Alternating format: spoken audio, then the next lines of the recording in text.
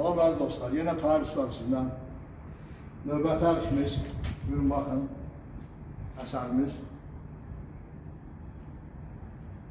Bizim bu kompleksimiz 5 metr yerdə tikilib, 2 gözün boykası, üstündə qraniti, həmşər kimi taxtadan qapları, şkafı.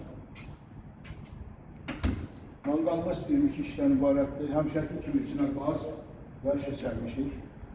Manqalımızın yanında ocaqdır, həm odundan, həm qazdan işləyir, yanında qaz qutbası olur. Yana baxın, gedək növbəti orada bir işimiz var, ona da baxaq. Bu da qulağımız, əlüzüyamımız bir gözlüdür, yenə eyni dizaynı vermişik.